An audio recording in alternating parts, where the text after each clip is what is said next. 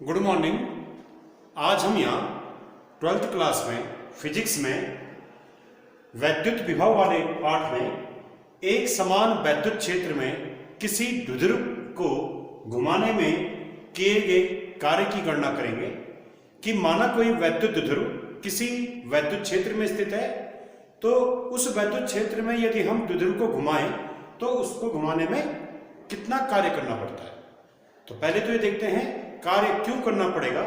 आइए पहले इसको देखते हैं। माना ये कोई वैद्युत द्विध्रुव है और ये इस वैद्युत क्षेत्र में ऐसे रखा था, तो अगर ये ऐसे रखा है इस प्रकार की पोजीशन में था, ये -q ये +q, ये वैद्युत द्विध्रुव। तो हम जानते हैं कि ये वैद्युत क्षेत्र क्या करेगा। यहां पर माना एक समान वैद्युत क्षेत्र E है और इसमें +q और -q आवेशों से मिलकर बना हुआ एक वैद्युत द्विध्रुव रखा गया है। तो होता क्या है कि ये जो वैद्युत क्षेत्र है ये इस द्विध्रुव के इन दोनों आवेशों पर बल लगाता है। तो इस पर +q आवेश पे ये बल लगाता है कितना, QE +QE, क्योंकि हम जानते हैं F बराबर क्या होता है, Q0 × E। तो Q0 की यहाँ पे Q आ गया, E क्या है यहाँ पे वैद्युत क्षेत्र। तो Q आवेश पर E वैद्युत क्षेत्र के द्वारा लगने वाला बल क्या हो गया, QE हो गया।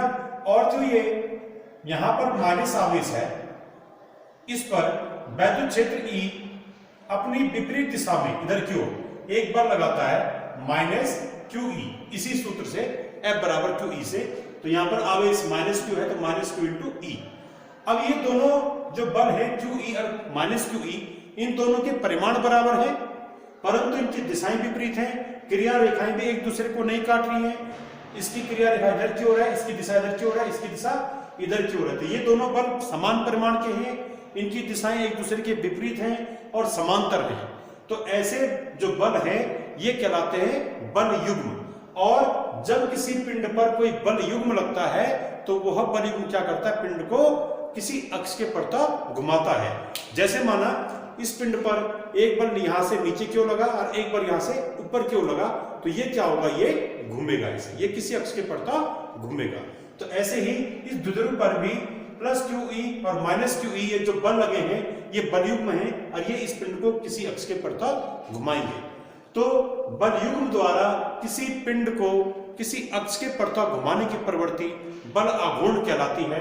तो इसका अर्थ है कि इस द्विध्रुव को जब हम यहाँ वैद्युत क्षेत्र में रख रहे हैं तो वैद्युत क्षेत्र के द्वारा इस पर क्या लग रहा है, बल आघूर्ण लग रहा है। वो बल आघूर्ण एक्चुअल में इन दो बलों के द्वारा उत्पन्न हो रहा है। तो जब बल आघूर्ण लग रहा है उस बल आघूर्ण का सूत्र होता है यहाँ पे बलाघूर्ण टाउ बराबर PE sin थीटा।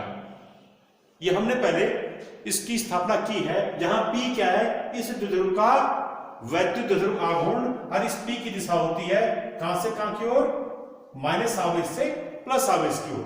E क्या यहां पर वैद्युत क्षेत्र है, थीटा क्या यहाँ पे, थीटा है द्विध्रुव और वैद्युत क्षेत्र के बीच का कोण। तो हम यहां पर ये समझ गए कि इस द्विध्रुव पर क्या, किसी द्विध्रुव को जब वैद्युत क्षेत्र में रखते हैं तो द्विध्रुव पर एक बलाघूर्ण लगता है। अब ये बलाघूर्ण क्या करता है कि ये बलाघूर्ण इस द्विध्रुव को घुमाता है, पर कब तक, जब तक कि ये जो द्विध्रुव है ये इस वैद्युत क्षेत्र के समांतर न हो जाए। तो अर्थात बलाघूर्ण इस द्विध्रुव को तब तक घुमाएगा जब तक P की दिशा E की दिशा के समांतर न हो जाए, यानी P और E एक ही दिशा में न हो जाए, यानी जब तक इस टाउ का मान 0 ना आए। तो टाउ का मान 0 कब आएगा, यदि हम इसमें क्या कर दें, थीटा बराबर 0 रख दें इस समीकरण में, तो तब टाउ बराबर क्या होगा, PE sin 0 और टाउ बराबर आ जाएगा 0। अर्थात यदि थीटा बराबर 0 हो जाए यहां पे अगर ये कोण 0 हो जाए, इस P और E के बीच का कोण 0 हो जाए, तो तब यहां पर बलाघूर्ण क्या हो जाएगा, इसमें कोई बलाघूर्ण नहीं लगेगा। अब बलाघूर्ण नहीं लगने का अर्थ है कि तब ये पिंड किसी अक्ष के प्रति नहीं घूमेगा। तो यहां पर सीधा सीधा ये मतलब हो गया कि जो किसी द्विध्रुव को जब किसी वैद्युत क्षेत्र में रख रहे हैं तो द्विध्रुव पर लगने वाला बलाघूर्ण उस क्या द्विध्रुव को वैद्युत क्षेत्र में घुमाता है, और तब तक घुमाता है जब तक द्विध्रुव का द्विध्रुव आघूर्ण और वैद्युत क्षेत्र एक ही दिशा में न हो जाए। यानी जब तक वो द्विध्रुव वैद्युत क्षेत्र की दिशा में न हो जाए तब तक बलागुण द्विध्रुव को घुमाएगा। अब माना यहां पर क्या हुआ, ये द्विध्रुव जो है अब वैद्युत क्षेत्र के समांतर हो गया। तो ये जो स्थिति है ये कब की है कि जब बलागुण ने द्विध्रुव को इतना घुमाया कि वो द्विध्रुव वैद्युत क्षेत्र के समांतर हो गया। उस स्थिति में यहां पर जो P की दिशा है, P मतलब वैद्युत द्विध्रुवागमन, वो E की दिशा में है। P और E एक ही दिशा में, ये P की दिशा, ये E की दिशा। अब ऐसी स्थिति में ये द्विध्रुव अब नहीं घूमेगा। ठीक है, अब अगर आप क्या करें, इस कंडीशन को हम मिटा दे रहे हैं यहां पे।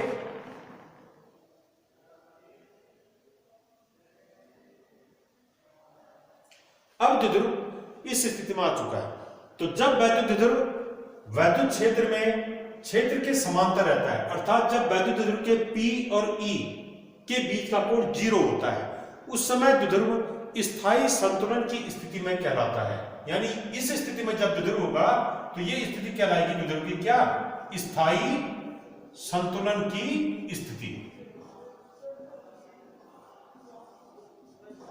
स्थायी संतुलन की स्थिति।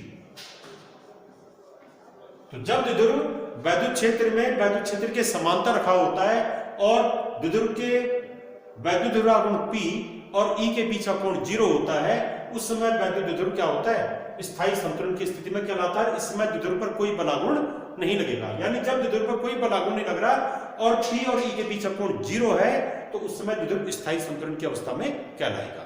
और यदि P और E के बीच का कोण, यदि P और E के बीच का कोण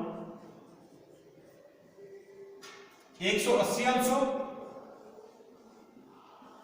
यानी यहां पर साइन 180 हो जाए, तब भी टाउ बराबर क्या आएगा, तब टाउ बराबर आएगा PE साइन 180, और साइन 180 का मान होता है 0, तब भी टाउ 0 आएगा।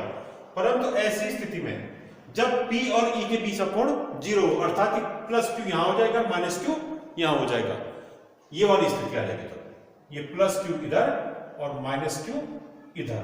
ऐसी स्थिति में P कहां की दिशा में होगा, इस दिशा में होगा। तो तब P और E के बीच का कोण 180 हो गया, और ऐसी स्थिति में द्विध्रुव पर भी कोई बलागुण नहीं लगेगा। परंतु ये वाली स्थिति द्विध्रुव की अस्थायी साम्यावस्था कहलाती है।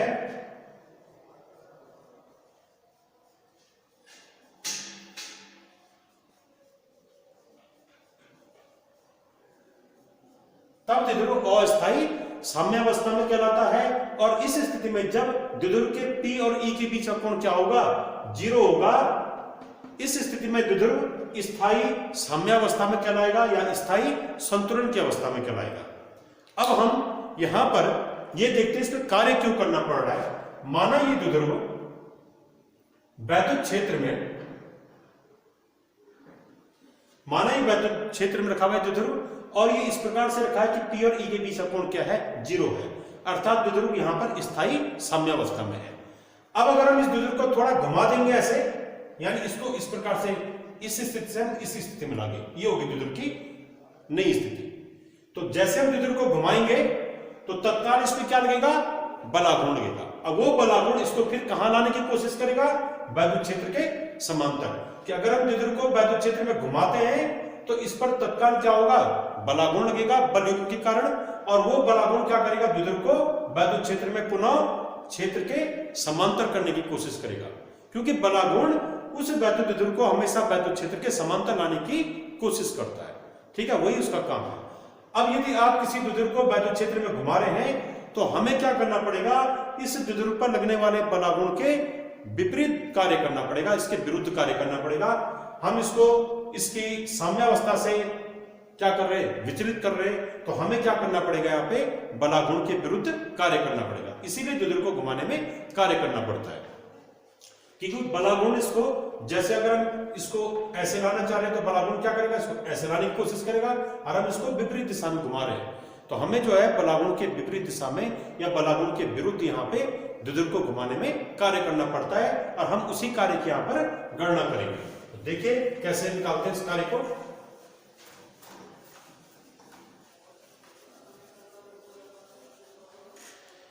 इसके लिए हम ये मानते हैं कि माना द्विध्रुव को इस साम्यावस्था से इसको साम्यावस्था से इतना घुमा दिया कि अब इसके P, अब द्विध्रुव और E के बीच का कोण क्या हो गया, थीटा हो गया। माना द्विध्रुव को इतना घुमा दिया कि द्विध्रुव के बलागुण, ये द्विध्रुव का वैद्युत द्विध्रुवागुण, कि द्विध्रुव के वैद्युत द्विध्रुवागुण P और E के बीच का कोण क्या है, थीटा।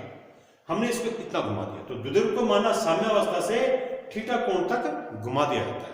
इस स्थिति में किया गया कार्य कितना होगा, देखिए इसको कैसे निकालेंगे।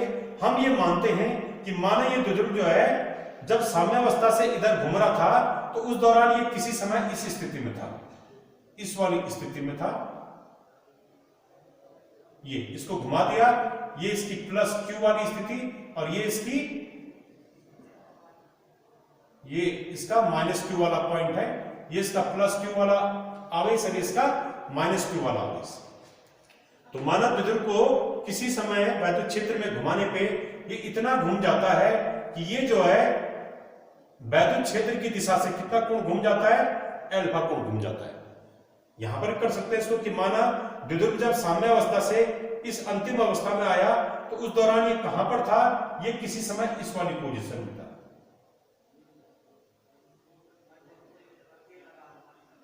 इस वाली पोजीशन में था। और उस समय ये कोण क्या था, उस समय ये कोण अल्फा था। तो माना द्विध्रुव वैद्युत क्षेत्र में घूमने के दौरान किसी समय वैद्युत क्षेत्र के साथ अल्फा कोण बनाता है, तो उस समय इस वाली पोजीशन पे कि जब ये द्विध्रुव कहां पर होगा, ये द्विध्रुव की अंतिम स्थिति है और ये द्विध्रुव की बीच की स्थिति है। कौन सी स्थिति, ये देखिए द्विध्रुव की अंतिम स्थिति और द्विध्रुव की बीच की स्थिति कौन सी है, ये वाली। ये इसको हम दर्शा रहे A डैश B डैश। तो माना A डैश B डैश द्विध्रुव की कोई बीच वाली स्थिति है और इस स्थिति में द्विध्रुव जो है वैद्युत क्षेत्र के साथ कितना कोण बना रहा है, अल्फा कोण बना रहा है।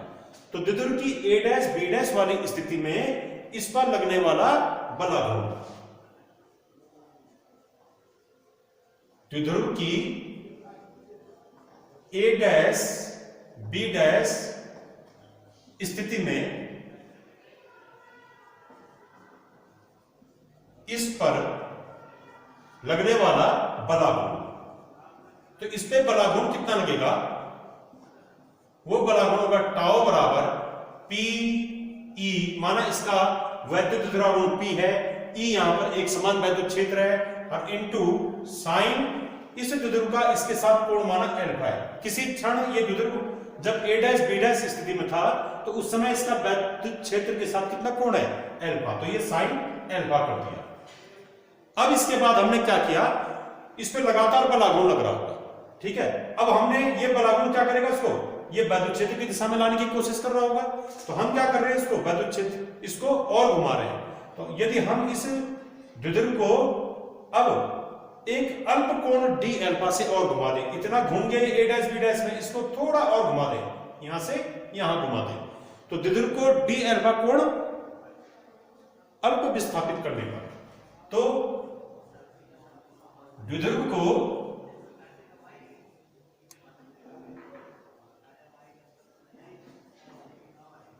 अल्प कोण d अल्फा से घुमाने पर किया गया कार्य। अब हम इसको d अल्फा कोण यहां से थोड़ा और घुमा देंगे, कितना और घुमा रहे, d अल्फा कोण। तो d अल्फा कोण से घुमाने पर किया गया कार्य, घुमाने पर किया गया कार्य।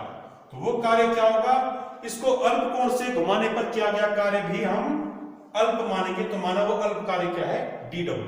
तो dw बराबर हो जाएगा, अब कार्य बराबर होता है बलागुण इंटू कोणीय विस्थापन। तो बलागुण इंटू कोणीय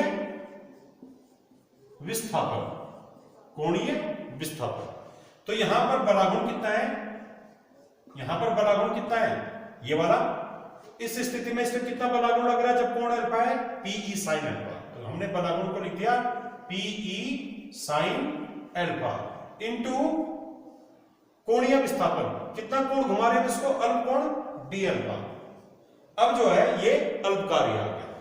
अब हम क्या करेंगे, इस द्विध्रुव को हम कहां से कहां घुमा रहे हैं? द्विध्रुव को हम इसकी प्रारंभिक स्थिति ये साम्यावस्था से और अंतिम स्थिति कितना घुमा रहे हैं?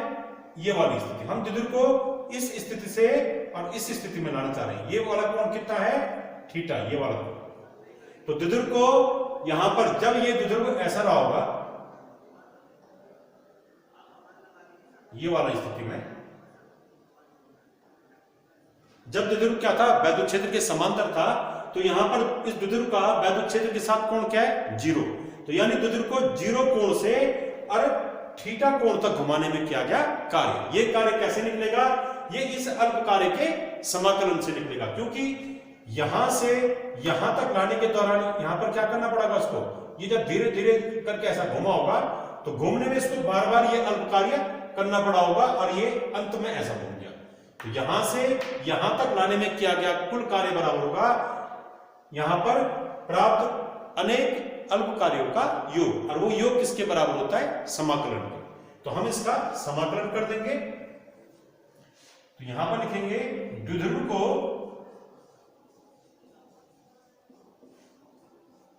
प्रारंभिक स्थिति, प्रारंभिक स्थिति, तो प्रारंभिक स्थिति क्या है यहां पे? थीटा क्या था यहां पे? इसका कोण, ये P और E के बीच का कोण 0। तो अगर हम ऐसा मान लें, इसको हम θ1 मान लें कि मानक प्रारंभ में यहां कोण क्या था? P और E के बीच का कोण θ1 से अंतिम स्थिति, अंतिम स्थिति θ2 कोण तक घुमाने में कार्य, घुमाने में कार्य। तो ये कुल कार्य क्या होगा? ये इस कार्य का समाकलन हो जाएगा।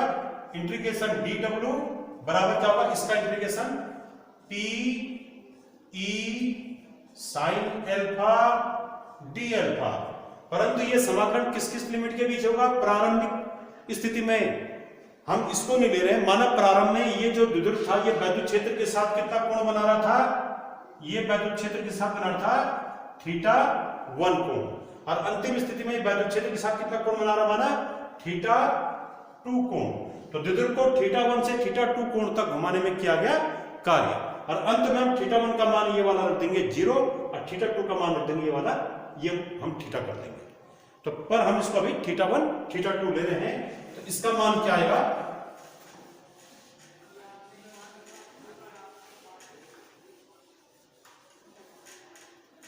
ये हो जाएगा घुमाने में क्या गया कुल कार्य। तो इसका इंटीग्रेशन होता है W,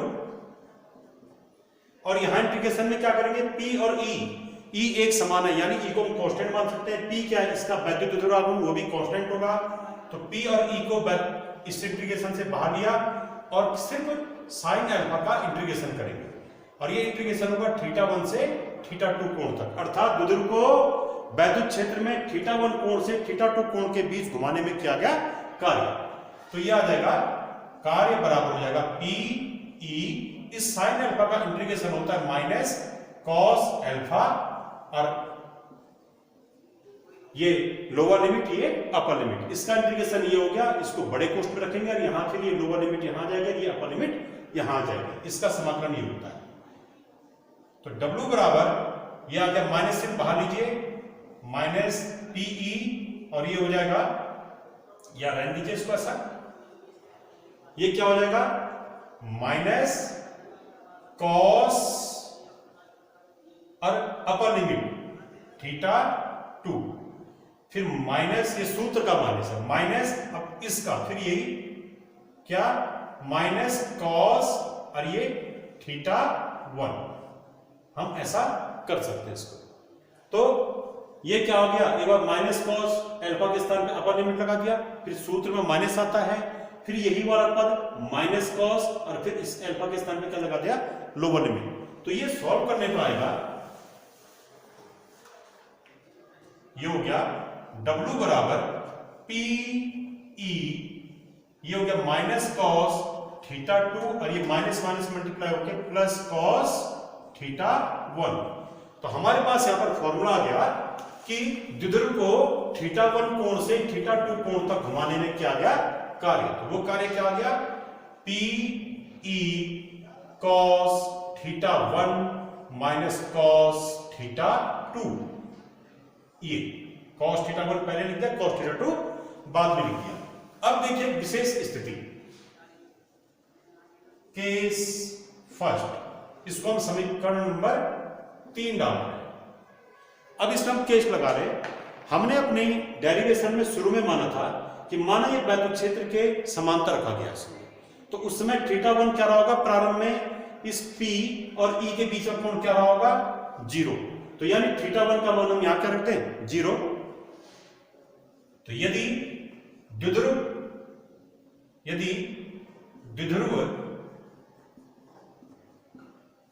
प्रारंभ में वैद्युत क्षेत्र में क्या था, साम्यावस्था में था।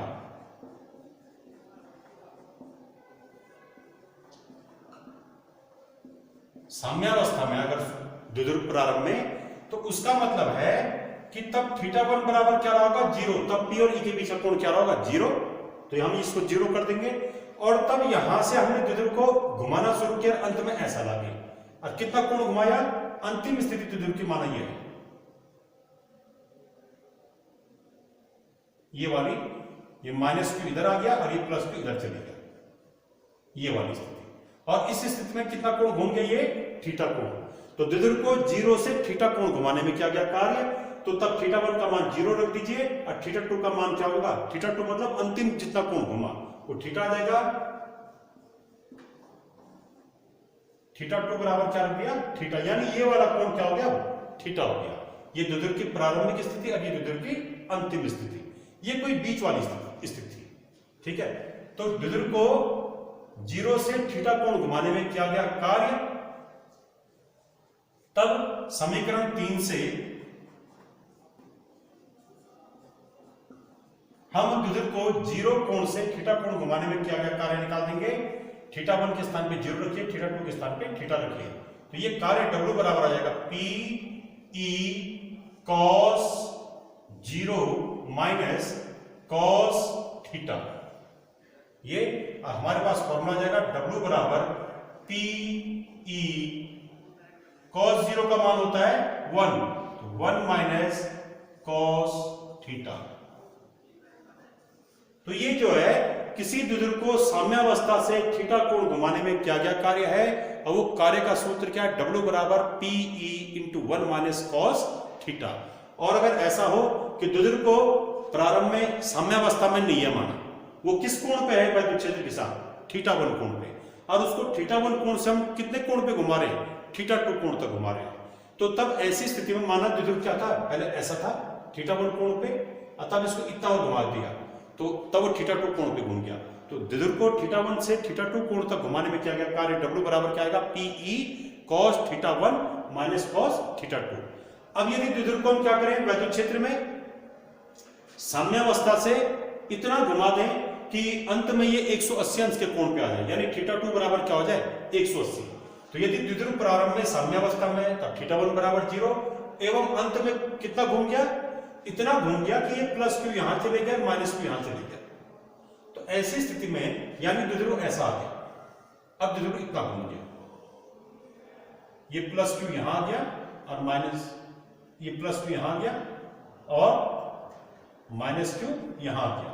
ऐसी स्थिति में जो P की दिशा होगी वो कहां की ओर होगी, P कहां की ओर होता है, माइनस से +q, तो ये P की दिशा हो जाएगी। तो ऐसी स्थिति में P इधर की ओर है और ये E इधर की ओर है, तो तब P और E के बीच का कोण क्या होगा, 180 अंश।